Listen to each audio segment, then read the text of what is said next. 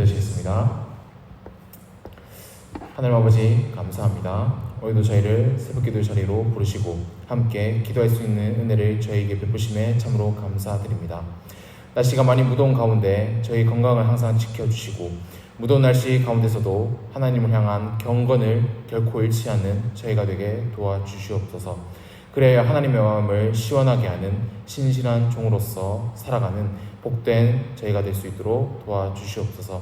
항상 주님의 말씀을 붙들고 주님께 기도함으로 항상 주님을 신뢰하는 저희가 될 수 있도록 인도하여 주시옵소서. 저에게 온갖 은혜를 베푸시는 그 하나님을 기억하면서 항상 하나님을 찬송하는 저희가 될 수 있도록 도와주시옵소서. 이 시간도 말씀과 기도의 자리로 나아갑니다.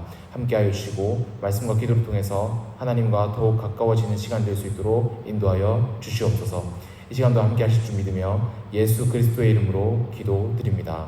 아멘. 네, 함께 읽을 하나님의 말씀은 이사야 17장입니다.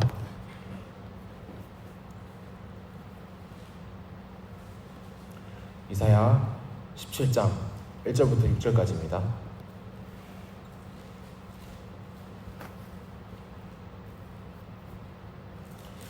이사야 17장 1절부터 6절까지입니다.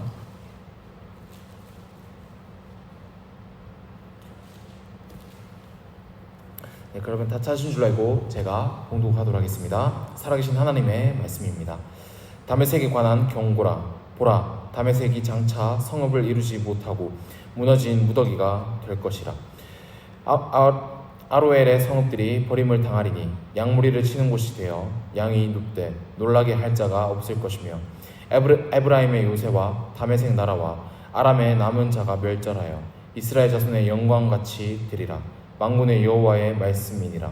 그날에 야곱의 영광이 쇠하고 그의 살찐 몸이 파리하리니 마치 추수하는 자가 곡식을 거두어 가지고 그의 손으로 이삭을 벤 것 같고 르바임 골짜기에서 이삭을 주운 것 같으리라. 그러나 그 안에 주울 것이 나무리니 감람나무를 흔들 때에 가장 높은 가지 꼭대기에 과일 2-3개가 남음 같겠고 무성한 나무의 가장 먼 가지에 4-5개가 남음 같으리라. 이스라엘의 하나님 여호와의 말씀이니라. 아멘. 네, 사랑하는 성도 여러분 반갑습니다. 새벽기도 나오신 여러분을 진심으로 환영합니다. 무더운 날씨 속에서도 함께 기도할 수 있는 시간을 가지게 되어서 참으로 감사합니다. 오늘도 하나님께서 주시는 우리에게 베푸시는 은혜와 평강을 이 시간 함께 누리길 소망합니다. 네, 오늘도 먼저 말씀을 두고 함께 기도하면 좋겠습니다. 네, 오늘 말씀은 이사야 17장 말씀으로 하나님께서 다메섹과 유다에 대한 심판의 말씀을 유다에 대한 심판의 말씀을 전하시는 하나님의 말씀입니다. 이 다메섹은 아람의 수도로 이 아람에 대한 심판의 말씀으로 보면 되겠습니다. 1절부터 보시면 1절에서 하나님께서 다메섹에 대하여 경고를 하시는데 바로 다메섹 성이 무너진 무더기가 된다는 심판의 말씀을 이사야 선지자를 통해서 전달하십니다. 이 말씀의 배경이 된 시기는 바로 아하스가 남유다를 통치할 그 시기입니다. 이때 북이스라엘은 아람과 손을 잡고 남유다를 공격하였습니다. 이들이 남유다를 공격한 이유는 하나님께서 남유다를 심판하시는 도구로 이 아람을 사용하셨기 때문입니다. 아하스는 여러분도 잘 아시다시피 하나님 앞에서 바르지 않는 바로 악한 왕 중에 한 명이었습니다. 그는 우상을 만들었고 특히나 몰렉을 섬김으로 자녀들을 바치는 아주 가증한 짓을 하나님 앞에서 행한 왕이었습니다. 그래서 하나님께서는 이 유다를 심판하시기 위하여 아람을 들어서 사용하셨고 유다는 예루살렘이 포위되기까지 아주 위험한 상황에 처하게 되었습니다. 또한 우리는 다메섹 하면 그렇게 큰 느낌을 잘 받지는 못하지만 당시 다메섹은 아주 크고 화려한 번성하였던 도시였습니다. 제가 저번에 설교한 나아만 장군 말씀에서 나아만이 다메섹에 있는 강들은 이스라엘 모든 강물보다 낫지 아니하냐라고 말한 것처럼 다메섹에 흐르고 있는 강물은 아주 깨끗한 물로 실제 요단강보다 아주 좋은 강 중에 한 강이었습니다. 고대시대 강이 있는 도시는 바로 부유와 힘을 상징하였기에 아주 깨끗한 강이 흐른다는 것은 그만큼 다메섹이 얼마나 번성한 도시였는지를 잘 보여주는 것이었습니다. 그리고 요나서를 통해서도 다메섹에 살고 있는 주민의 수가 상당하였다는 것을 우리는 요나서를 통해서도 알 수가 있습니다. 이처럼 크고 번성한 도시인 다메섹에 대하여 하나님께서는 심판의 말씀을 이사야 선지자를 통해서 전하고 계십니다. 하나님께서 남유다를 심판하시기 위하여 이 아람을 사용하셨지만 이 아람도 하나님의 심판의 대상이었습니다. 왜냐하면 이들도 하나님을 섬기지 않고 바로 림몬이라는 신을 섬기고 있었기 때문입니다. 나아만 장군 이야기를 통해서 우리가 이 아람 왕국은 림몬 신을 섬기는 나라였다는 것을 우리가 발견할 수가 있습니다. 하나님은 당시 강대국인 이방 국가를 심판의 도구로 사용하기도 하시며 심판의 대상으로 삼으시기도 합니다. 바로 림몬이 이 세상을 다스리는 진정한 신이 아니라 오직 이스라엘의 하나님, 바로 여호와 하나님만이 진정한 이 세상의 신이심을 드러내고 계십니다.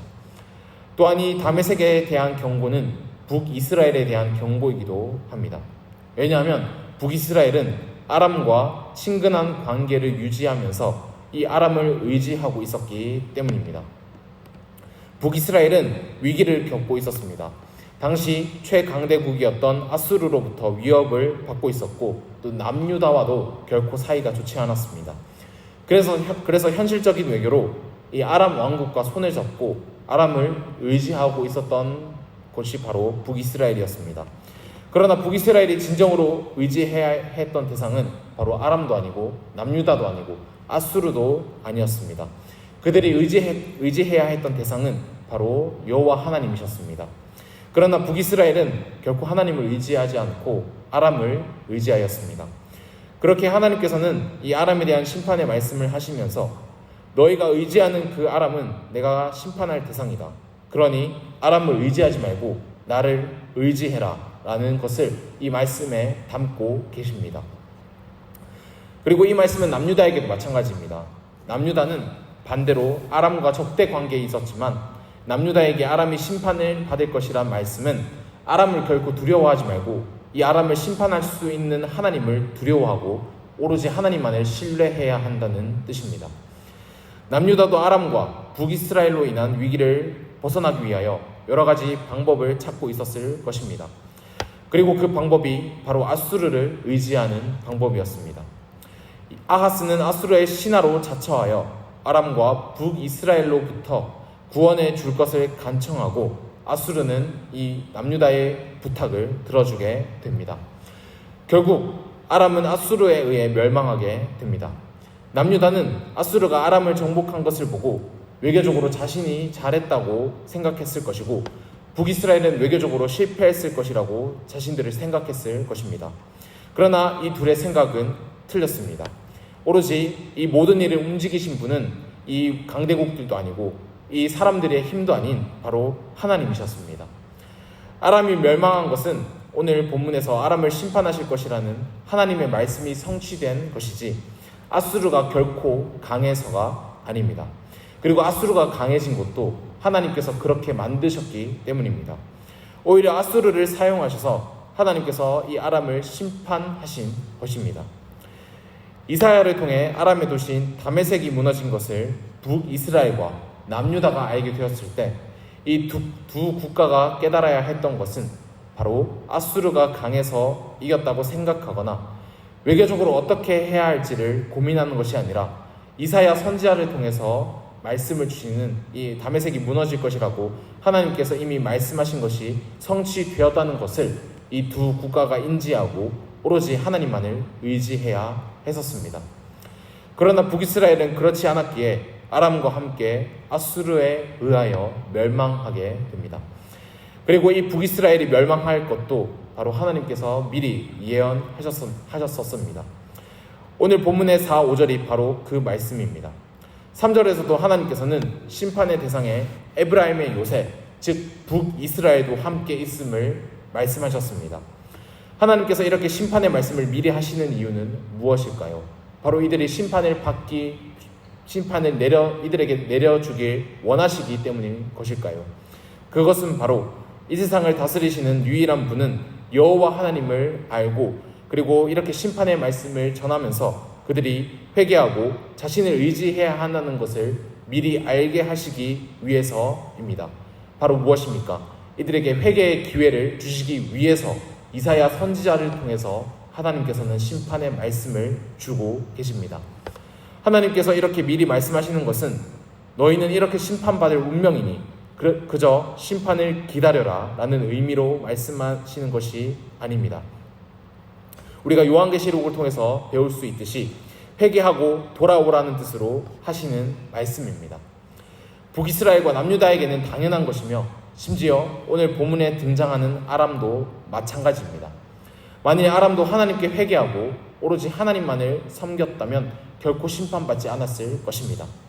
그러나 그들은 회개하지 않고 자신의 욕심대로 이방신을 섬겼기에 하나님께서 미리 예고하신 대로 심판을 받았습니다. 이렇게 오늘 말씀을 통해서 우리가 북이스라엘과 아람에 대한 심판의 말씀을 함께 살펴보게 되었습니다. 이 심판의 말씀의 가장 핵심은 바로 이 세상의 주인은 하나님이시라는 겁니다. 세상은 하나님께서 창조하신 것이며 그분이 주인인 곳이 바로 이 세상입니다. 세상은 하나님의 왕국이며 하나님의 주권대로 통치가 이루어지는 장소입니다. 그렇기에 강대국인 아수르와 아람도 하나님의 도구로 충분히 쓰일 수가 있고 북이스라엘과 아람을 하나님께서 심판하실 수가 있으신 겁니다. 따라서 북이스라엘과 아람은 반드시 하나님께 회개해야 했습니다. 다른 이방신들은 다 가짜 신이고 오로지 하나님만이 주인이시기 때문입니다. 아수르나 아람이 세상을 지배하고 다스리는 것처럼 보이지만 하나님께서만 이 세상을 다스리고 계셨습니다. 북이스라엘과 남유다의 눈에는 아람과 아수르의 힘 겨루기로 보였을 것입니다. 그들은 눈에 보이는 아람과 아수르를 의지하였습니다. 그러나 눈에 보이지 않는 하나님만이 진정한 이 세상의 왕이셨습니다. 오늘 본문의 3절 끝을 보십시오. 하나님을 만군의 여호와라고 이사야 선지자가 표현하고 있습니다. 만군의 여호와는 세상을 다스리시는 모든 군대의 하나님이심을 표현합니다. 오늘 말씀은 오늘날을 살아가고 있는 우리에게도 충분히 적용될 수가 있는 말씀입니다. 현대 시대에도 충분히 이 세상을 주무르고 있는 강대국들이 참으로 많습니다. 미국, 러시아, 중국 등등 각 국가가 세계를 제패하고 있습니다. 더 나아가 세상 모든 이들을 주무르고 있는 아주 강력한 힘인 돈이 있습니다. 돈이 세상을 지배하고 있고 돈을 가진 자가 곧 힘을 이 세상에서 가진 자가 됩니다. 그러나 우리가 기억해야 할 것은 이 세상을 다스리시는 분은 오직 하나님밖에 없다는 것입니다. 아무리 어느 것이나 힘이 센 강대국이라고 하더라도 돈이 이 세상을 지배하고 있다고 하더라도 그리고 우리 눈에 그렇게 보인다고 하더라도 이 세상의 유일한 주인은 바로 하나님이십니다. 그렇게 그리스도인인 우리는 삶 속에서 하나님 외에 다른 것을 의지하는 것이 아니라 오직 이 세상의 주인이신 하나님만을 의지해야 합니다. 그리고 하나님께서는 우리에게 돈을 비롯하여 여타 다른 것을 의지하지 않고 오직 하나님을 의지할 수 있도록 그 능력을 주시기도 합니다. 바로 그 능력의 출발은 우리 예수님이시고 그 능력을 예수님으로부터 우리에게 주시고 계신 분은 바로 성령 하나님이십니다. 우리는 원래 북이스라엘과 남유다처럼 하나님이 아닌 다른 것을 의지하는 자들이었습니다. 그리하여 원래 우리는 그들과 같이 하나님의 심판을 받아야 했던 대상이었습니다. 그러나 하나님이 아닌 다른 것을 의지하여 받게 될 심판을 우리 예수님께서는 우리를 대신하여 다 받으셨습니다. 우리가 그 그리스도를 묵상할 때 돈보다 그리스도가 이 세상에서 더 커 보이게 됩니다. 그리스도를 알게 되니 돈이든 명예든 권력이든 다른 어떤 것이든 그리스도 앞에서는 별게 아닌 것이 되어 버립니다. 이 세상을 다스리시는 그리스도를 알게 되었기 때문입니다. 우리는 살아가면서 우리 눈에 하나님보다 더 커 보이는 것들이 참으로 많습니다. 그것이 이 세상의 주인인 것처럼 우리 눈에 보이기도 합니다. 그러나 우리가 반드시 기억해야 합니다. 이 세상의 주인은 바로 하나님이시라는 사실을 말입니다. 이 세상의 모든 것은 모두 하나님의 것입니다. 또한 우리는 살아가면서 그것을 망각하고 우리는 넘어지기도 합니다. 그러나 기억해야 할 것은 우리가 받아야 할 심판을 그리스도께서 모두 다 대신 받으셨고 하나님께서는 회개하면 언제나 우리를 받아주신다는 사실을 말입니다. 오늘 본문의 6절을 보십시오. 하나님께서는 북이스라엘을 심판하실 것이라고 하셨지만 그들을 다 멸절시키지는 않으시고 남겨두시겠다는 은혜의 말씀을 동시에 전달하십니다. 왜 이 말씀을 전달하고 계십니까? 바로 6절 끝에서 말씀하시는 것처럼 이스라엘의 하나님이시기 때문입니다. 하나님은 북이스라엘을 심판하시지만 동시에 여전히 이스라엘의 하나님이십니다. 그분은 이스라엘이 회개한다면 언제든지 받아줄 준비가 되어 있으신 분이십니다. 우리 하나님은 자신의 자녀에게 한없이 은혜를 베풀기를 즐기시는 분이십니다. 오늘 이사야 27장 말씀을 기억하시고 이 세상의 주인은 오직 하나님이심을 우리가 함께 깨닫고 다른 것을 의지하지 않고 오직 하나님만을 의지하며 우리가 살아가면서 넘어지더라도 다시 하나님께 회개하며 하나님께로 돌아가는 우리 모두가 되길 주님의 이름으로 간절히 소망합니다. 이 시간 함께 말씀을 두고 기도하시겠습니다. 하나님 아버지 감사합니다. 오늘 말씀에서 하나님께서는 북이스라엘과 아람에 대하여 심판의 말씀을 이사야 선지자를 통하여 전하셨습니다. 이 심판의 말씀을 통해 하나님께서 알게 하시는 것은 바로 이 세상의 주인은 오로지 하나님밖에 없다는 것입니다. 2025년을 살아가고 있는 지금도 세상의 주인은 오직 하나님이십니다. 저희가 이것을 깨닫고 세상을 다스리고 있는 것처럼 보이는 모든 것들을 의지하는 것이 아니라 오직 눈에 보이지 않아도 세상의 주인이신 하나님을 의지하는 저희가 되게 인도하여 주시옵소서. 저희를 대신하여 심판을 받으신 그리스도를 의지합니다. 그리고 여전히 저희 안에서 내주하고 계신 그 성령 하나님을 의지합니다. 저희에게 하나님을 주인으로 모시는 능력을 주셔서 삶을 거뜬히 살아가는 복된 백성으로 살아가는 저희가 될 수 있게 도와주시옵소서. 예수 그리스도의 이름으로 기도드립니다. 아멘. 네, 말씀을 두고 기도하시고 자유롭게 기도하신 후에 돌아가시면 되겠습니다.